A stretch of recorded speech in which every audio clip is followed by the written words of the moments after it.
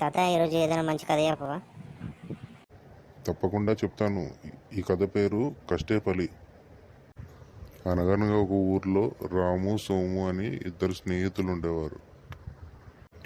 వాళ్ళిద్దరికి పని దొరక్క జీవితం చాలా ఇబ్బందికరంగా ఉండేది. ఒకరోజు స్నేహితులు ఇద్దరు కలిసి ఇంకా ఊర్లో జీవనం గడపడం కష్టమని పట్నం వెళ్దామని నిర్ణయిస్తారు. ఏం రాము, ఏం చేస్తున్నావు? ఏం లేదు సోము, ఎప్పుడు ఉండేదే కదా, పని లెక్క ఖాళీగా తిరుగుతున్నా. ఇక ఊర్లో ఉండడం కష్టం, కానీ పని కోసం మన ఇద్దరం పట్టణం వెళ్ళిపోదాం. అక్కడ ఏదో ఒక పని దొరుకుతుంది, చేసుకోవచ్చు. పద వెళ్దాం, ఇక్కడ నుండైనా మనకు మంచి రోజులు వస్తాయేమో చూద్దాం. అక్కడ పెద్ద మనిషిలా ఉన్నాడు, ఆయన దగ్గరికి వెళ్ళి ఏమైనా ఉద్యోగం దొరుకుతుందేమో చూద్దాం. సరే పద వెళ్దాం. ఏం బాబు ఇక్కడేం చేస్తున్నారు? సార్, మేము ఇక్కడ పక్కనే ఉండే పల్లెటూరు నుంచి వస్తున్నాం. మాకు అక్కడ ఉద్యోగాలు ఏం లేక మీరేమైనా ఉద్యోగం ఇస్తారేమో అని చెప్పి వచ్చాం. మాకు బతుకు తెరువు చాలా కష్టమవుతుంది సార్, మీరే ఎలా అలా సాయం చేయాలి.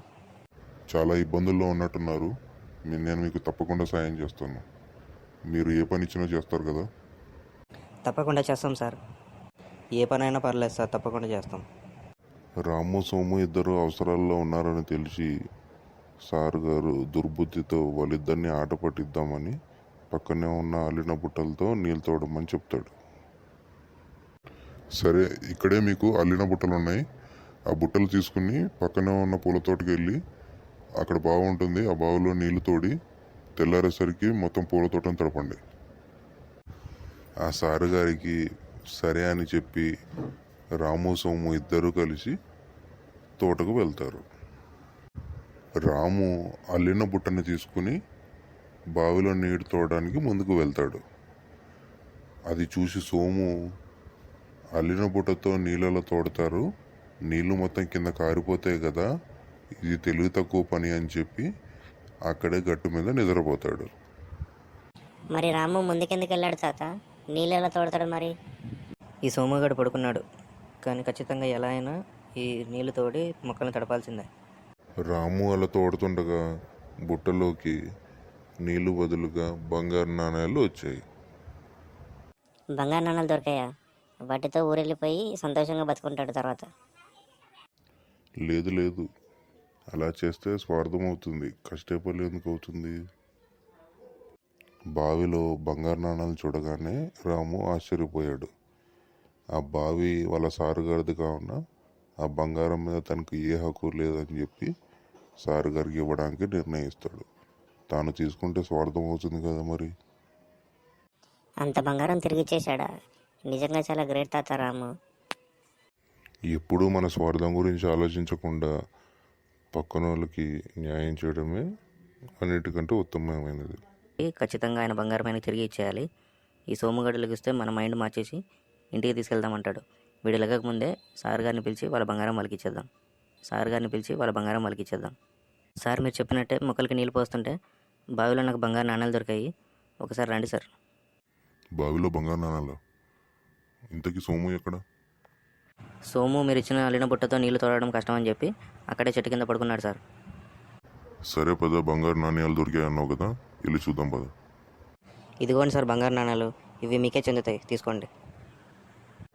శభాష్ రాము, నీ నిజాయితీకి మెచ్చుతున్నాను.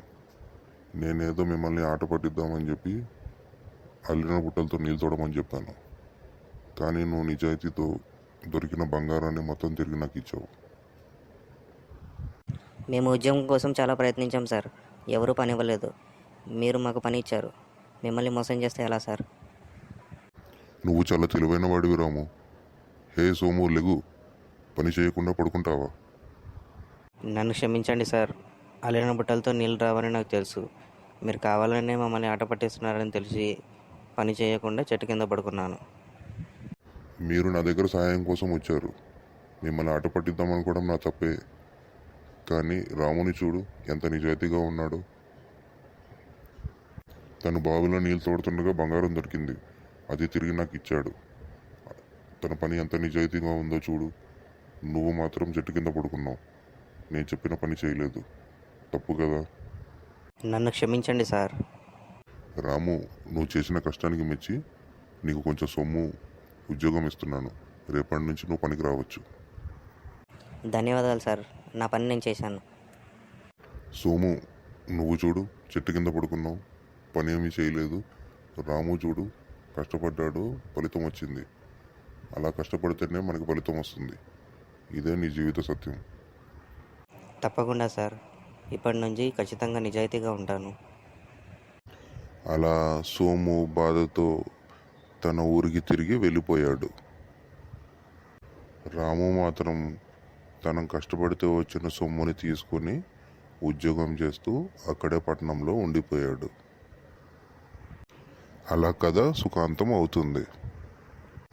దీన్ని బట్టి నీకు అర్థమైన నీతి ఏంటి? అందరూ కష్టపడాలి తాత. కష్టపడితేనే రాములాగా సంతోషంగా ఉంటారు. ప్రతి ఒక్కరూ కష్టపడాలి ఫ్రెండ్స్, అప్పుడే మనం సంతోషంగా ఉంటాం. ఇలాంటి వీడియోలు మన ఛానల్లో ముందు ముందు ఇంకా తీసుకొస్తాము. ఈ వీడియో మీకు నచ్చినట్టయితే ఛానల్ని సబ్స్క్రైబ్ చేసుకోండి, లైక్ చేసి షేర్ చేసి కామెంట్ చేయండి. Thanks for watching. పక్కనే ఉన్న గంట సింబల్ని నొక్కండి, మీకు నోటిఫికేషన్స్ వస్తాయి.